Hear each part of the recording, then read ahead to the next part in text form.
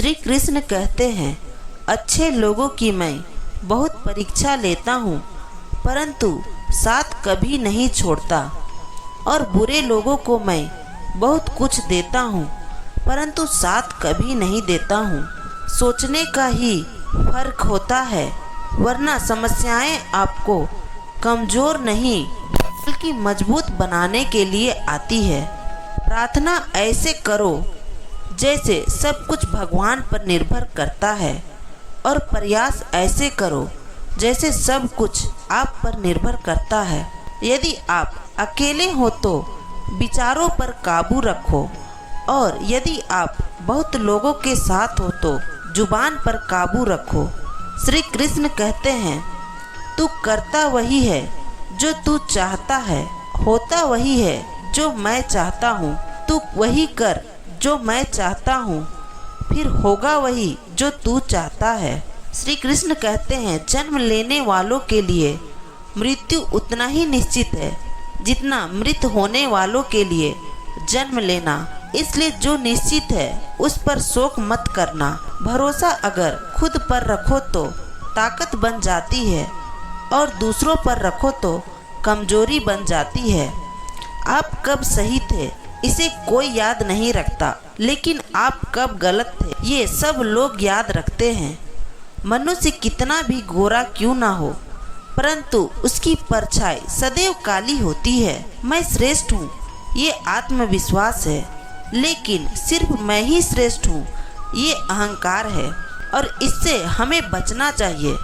परिस्थिति जितना ज़्यादा आपको तोड़ती है, उतना ही ज़्यादा वो आपको मजबूत बनाती है।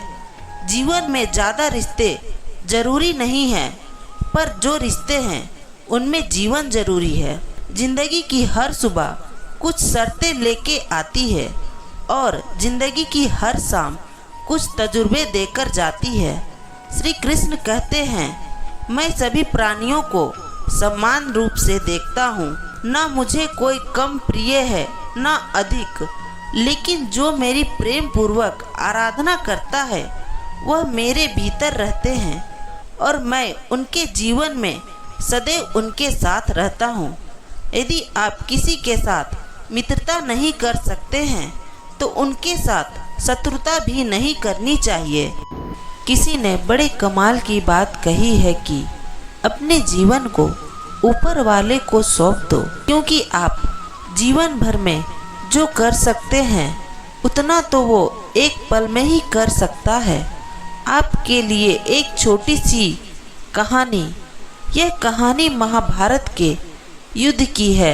युद्ध के प्रारंभ होने से पहले युद्ध भूमि को तैयार किया जा रहा था। कुरुक्षेत्र की भूमि को समतल बनाया जा रहा था, पेड़ों को हटाया जा रहा था।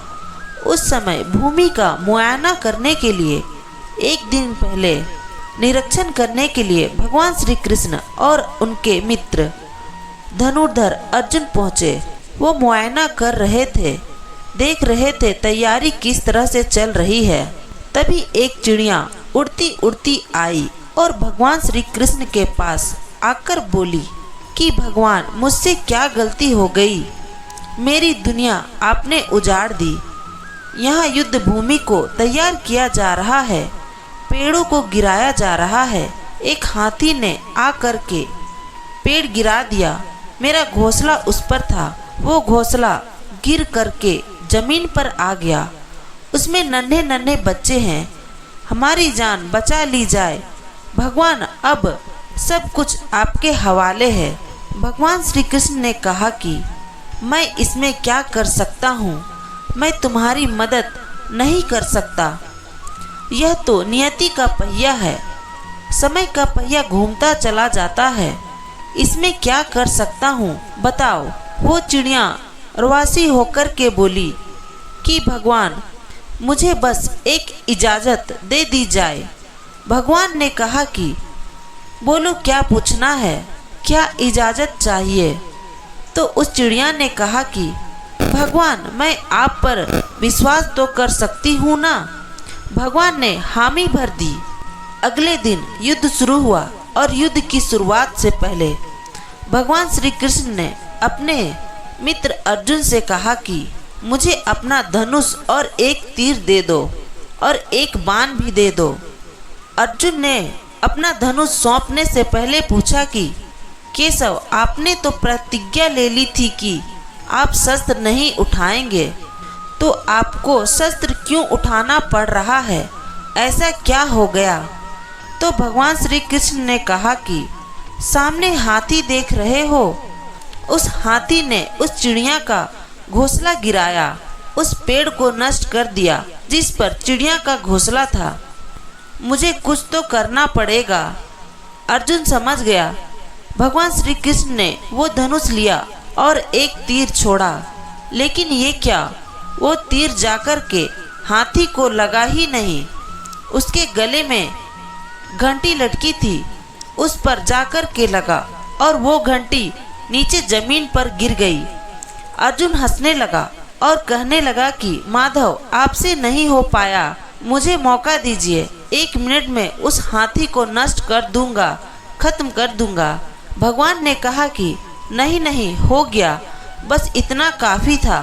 अर्जुन ने भी ज़्यादा सवाल जवाब नहीं किए। 18 दिन तक युद्ध चला और उसके बाद में जब पांडवों की जीत हुई तो एक बार फिर से उस मैदान को साफ किया जा रहा था, क्योंकि काफ़ी युद्ध के बाद में जो नुकसान हुआ था, बहुत सारा सामान गिरा पड़ा था, साफ सफाई चल रही थी। भगवान श्री कृष्ण एक बार फिर से अपने दोस्त, अपने मित्र अर्जुन के साथ में उसी भूमि का परीक्षण करने के लिए निकले और अर्जुन से कहा कि एक काम कीजिए, मेरे रथ से उतरिए और जाकर के नीचे वो जो घंटी रखी है उसको हटा दीजिए। अर्जुन चौंक गया कि हमने युद्ध जीत लिया है, हम इतने महान बन चुके हैं और यह मुझे एक घंटी उठाने के लिए युद्ध भूमि की साफ सफाई करने के लिए कह रहे हैं।